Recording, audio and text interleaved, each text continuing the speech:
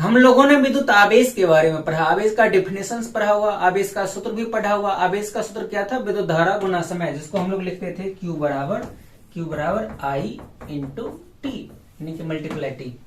तो आवेश बराबर विद्युत धारा गुना समय। और आवेश का 3 मूल गुण पढ़ा था, जिसमें से कि 2 मूल गुण का फॉर्मूला भी था, सूत्र भी था। तो कई बार ऑब्जेक्टिव्स में या न्यूमेरिकल्स में क्वेश्चन सॉल्व करने के लिए आते हैं, तब हमें फॉर्मूला की जरूरत पड़ती है।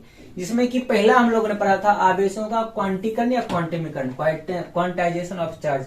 इसमें एक छोटा सा सूत्र आता था, जो कि याद रखना आपके लिए काफी जरूरी है, Q is equal to plus minus N into E. अच्छा, ये प्लस कब आता था? जब इलेक्ट्रॉनों का त्याग करता था। जब इलेक्ट्रॉनों का क्या करता था? त्याग करता था। ये माइनस कब लगाते थे हम लोग? जब इलेक्ट्रॉनों को ग्रहण करता था। और ये कौन सा फॉर्मूला था? आवेशों का क्वांटमीकरण का। हम लोगों ने इसका परिभाषा भी पढ़ा हुआ था। क्या था परिभाषा? किसी वस्तु अथवा निकाय का कुल आवेश, ये हमेशा ये चीज क्या है? मूल आवेश का पूर्ण गुना होता है, मतलब पूर्ण संख्या है। तो आवेशों के क्वांटमीकरण का Q बराबर प्लस माइनस एन इंटू ये फॉर्मूला था। इसको नोट कर लेना जल्दी से, फिर आगे बढ़ेंगे। फिर आवेशों की योज्यता हम लोगों ने पढ़ा था। आवेशों की योज्यता यानी कि एडिटिविटी ऑफ चार्ज।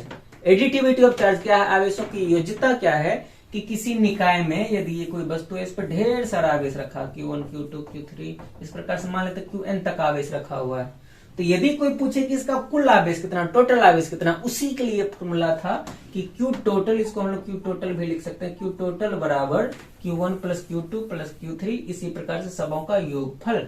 यानी कि किसी वस्तु का कुल आवेश जो है वो क्या होता है? ध्यान से सुनना, किसी वस्तु का कुल आवेश उसमें उपस्थित, यानी उसी वस्तु में उपस्थित सभी आवेशों के जोड़ के यानी योगफल के बराबर होता है।